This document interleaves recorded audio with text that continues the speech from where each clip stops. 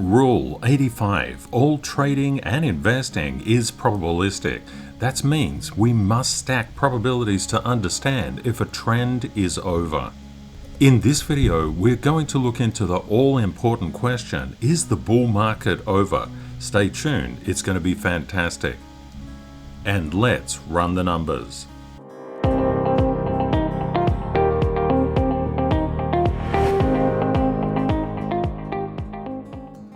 Hi everyone, I'm Ken from CryptoTradingKS and the CTKS method. If you're new, a very warm welcome, and welcome back CTKS family. My goal is to assist you to become more of a financial and emotional blessing to yourself and those you love, gaining real wealth and positive excellence in the process. Please let me know where you're viewing from and what the time is there. And it's really interesting. If you look at this chart of Bitcoin, all of these bubbles are these green ones are buys, the red ones are sells. You can see how people naturally are drawn into buying upward positive price momentum and selling the negative. Buy the top, sell the bottom is a reality for the vast majority of people. So how can we get around this?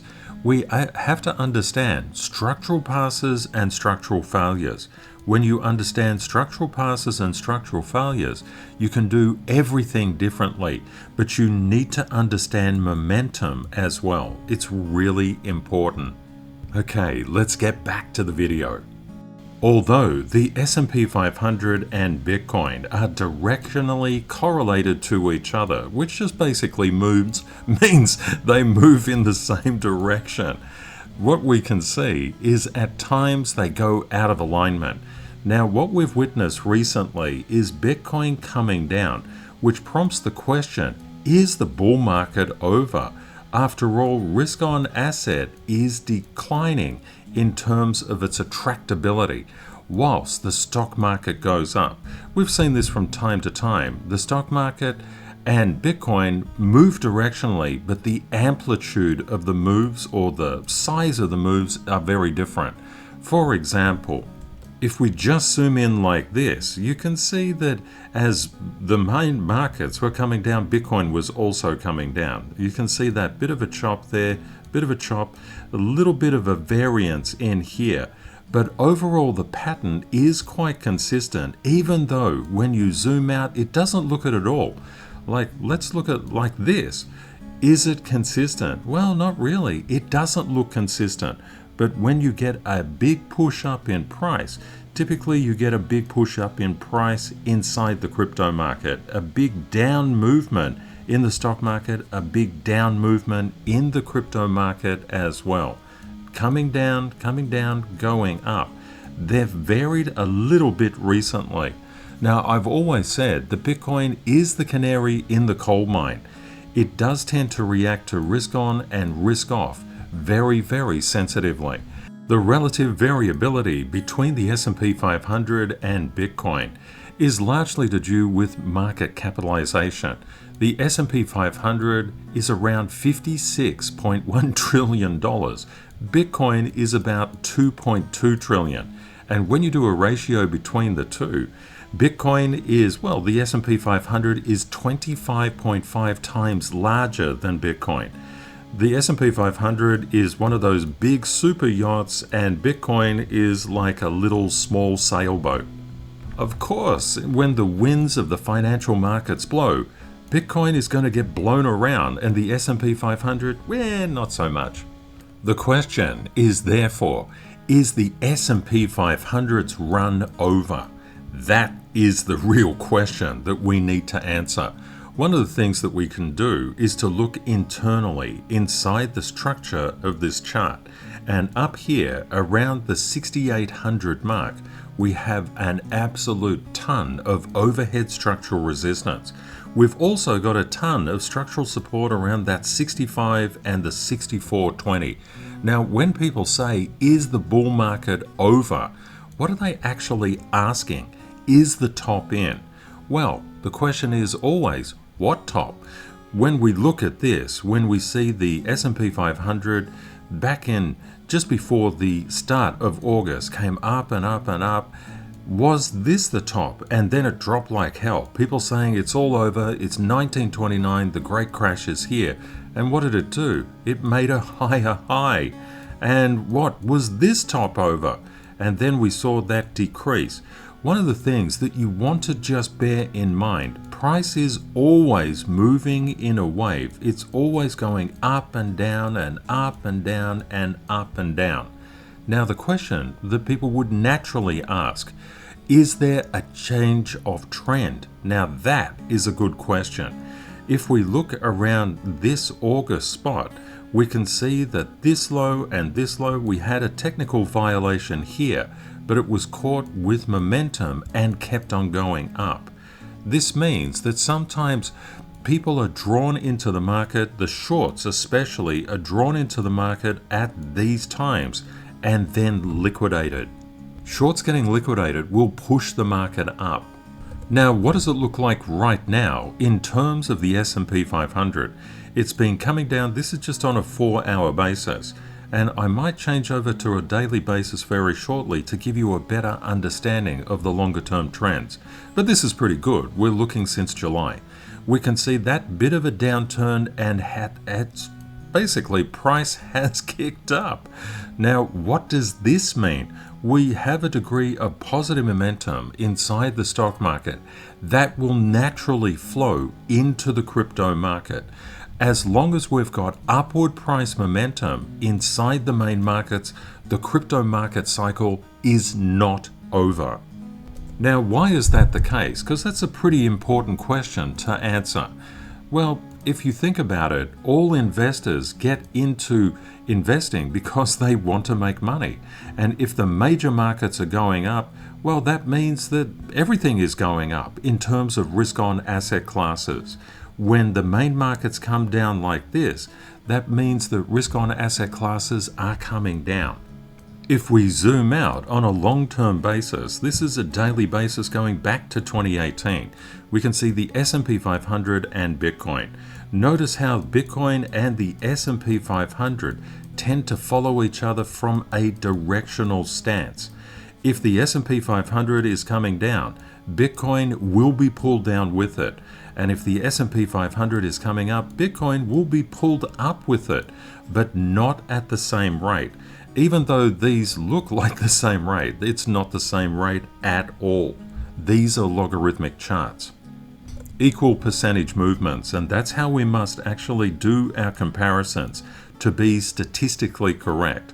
Now, what we notice here, there is a bit of a trend change in Bitcoin, so we need to look at Bitcoin. When we look into Bitcoin, we can see on a daily basis, Bitcoin has been doing really, really well since 2023. This would have some people say, "Oh, Ken, it's been going up for so long, therefore it must come down." Markets don't work from a rational perspective. They work from a greed perspective. And there's a little bit more to it as well as that. Economic growth is very important.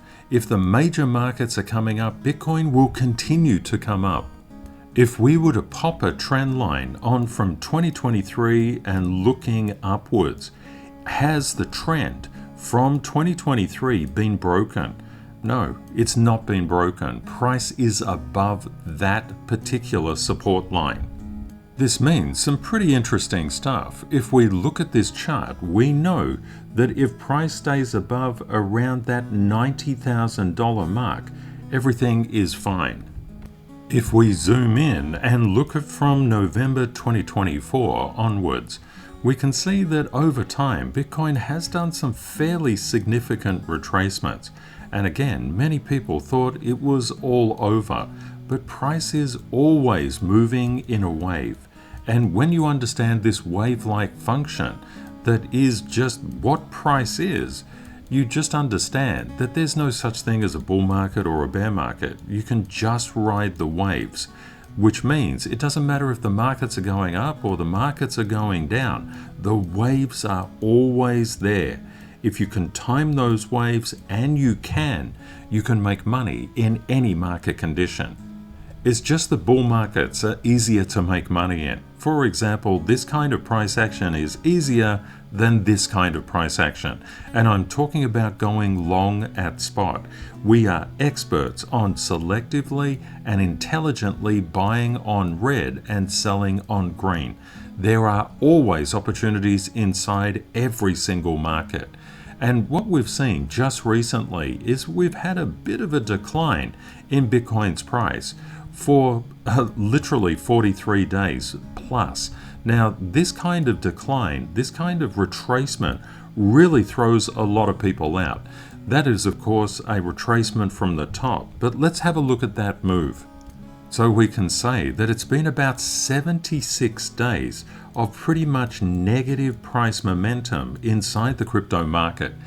A month is enough for people to say and start questioning, should I get out of this market? 76 days is an eternity. And remember, that was 77 days and it started to kick up pretty wildly. One of the key things to remember, if you know how to interact with market structure, you can make money in any condition. Down conditions, up conditions, flat conditions, it makes absolutely no difference. If you know how to go long at spot in these conditions, and you can. You're being taught that the only way that you can make money is in an uptrend. Well, that's not true, and it's not true whatsoever. You can go long at spot in these kind of conditions, but you need to trade. If you hold on to it, you'll get bled. If you know how to sell, you can make money in this. This is a high skill area, but that skill is available. It's easier to do it here because you may say, I'm not quite sure where to sell, because why? You might be trying to sell the top, but the top of what? The top of that, the top of that, the top of that.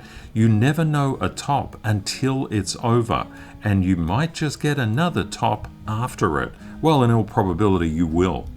With the AI boom, we would anticipate upward price momentum across all markets for the foreseeable future. Corrections always occur, but that just means that you need to manage your downside risk. Is the bull market over? No, it's not. Are we subject and liable to get pullbacks to around the 90,000? Absolutely, that is on the cards. And if we do, a lot of people are going to step in here with abandon. A lot of people will step into the psychological $100,000 level. But where do things get better? That's really the more important question. If we get above around that 117,500, if we get above that, that actually restores bullish case momentum into the markets, and everybody will be cheering. But just remember, price is always moving in a wave, up and down, up and down, up and down. If you understand this fact, you're way ahead of 95% of people that think it's up only or down only. And you only have to look at a price chart to see that's absolute rubbish. It doesn't go down only, it goes down and then comes up and goes down and comes up and down and up and down and up. It's just always moving in a wave. So if you understand that, well, I would suggest that's the most important thing that you can focus on. Price just always moving in a wave. If you ask the real question, why does price move in a wave? You're absolutely spot on. It moves because of structure, structural resistance and structural support. If we look on a daily basis into Bitcoin, we came down into structural support. We've managed to bounce, but we're just very close to bouncing into some structural resistance. We'll zoom in a little bit later and have a quick look at that. Up around that 118, we've got overhead structural resistance, and just a little bit below the 122, we have it as well. Across the weekend, things tend to drift, so it's a bit of a low liquidity area or zone of time.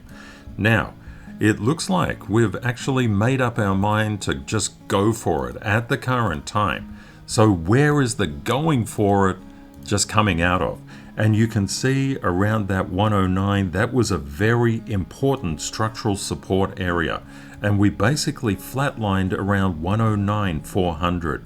We've just recently broken above that 109,850 level, and we got caught by the 110,400, and we're starting to go for the 111,200.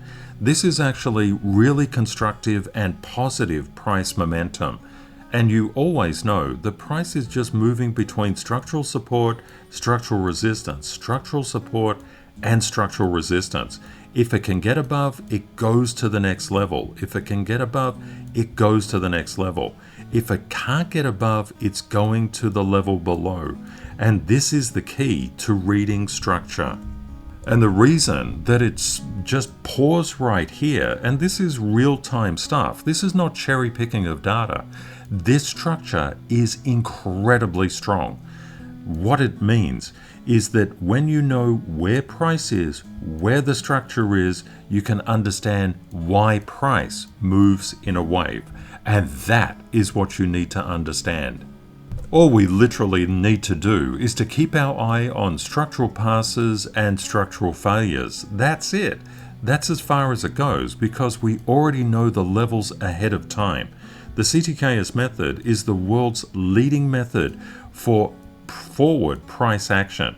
And that means that this level, we knew that that level right there was a problem way before it ever interacted with that level.